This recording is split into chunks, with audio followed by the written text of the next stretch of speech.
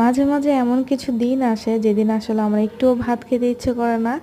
ভিডিওটা ছিল গতকালকের, রাতে প্রচুর বৃষ্টি হচ্ছে আর আমার একদমই ভাত খেতে ইচ্ছে করছিল না।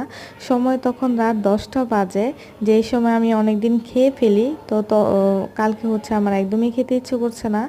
তো মনে মনে ভাবলাম যেহেতু বৃষ্টিও হচ্ছে আর ভাতও খেতে ইচ্ছে করছে না, তো যাই খিচুড়ি রান্না করলে কেমন হয়।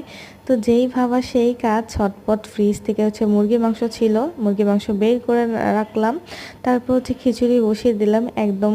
আজকে হচ্ছে একটু অন্যরকমভাবে খিচুড়িটা রান্না করেছি। নর্মালি দেখা যায় যে মুরগির মাংস বা গরুর মাংস রান্না করা থাকলে আমি হচ্ছে ভুনা খিচুড়ি করি বা পাতলা খিচুড়ি করি। তো যেহেতু মাংস রান্না ছিল না, তাই একবার হচ্ছে মাংসটা কষিয়ে সেটার মধ্যে হচ্ছে চাল ডাল যা ছিল সব কিছু একবারে দিয়ে দিয়েছি। আর এটাতে সময় অনেক কম লাগে আর খেতেও মজা হয়। তো এই তো এদিকে হচ্ছে আমি মুরগির মাংসটা কষিয়ে সব কিছু দিয়ে দিয়েছি। আর একসাথে সব কিছু দিয়ে বসিয়ে দিলে সময় একদমই কম লাগে। আর যদি প্রেশার কুকারে দেওয়া যায় তাহলে তো আরও কম সময়ে হচ্ছে খিচুড়ি রান্না হয়ে যায়, মানে ২০-২৫ মিনিটও লাগে না, এই আর কি।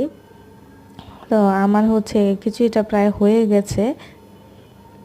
আসলে বৃষ্টি হলে বাঙালিদের মনে একটু খিচুড়ি খিচুড়ি করে, আর সাথে যদি আচার হয় তাহলে তো আরও বেশি মজা হয়। তবে পাতলা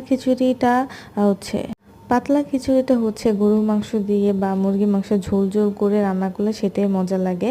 কিন্তু আজকে হচ্ছে আমি পাতলা খিচুড়িও করছি না, আবার ভুনাও হয়নি, একদম দুইটার মিক্স একটা খিচুড়ি হয়ে গেছে। মানে তাড়াহুড়ো করলে যেটা হয় আর কি। তবে যাই হোক, খেতে কিন্তু বেশ মজাই হয়েছিল।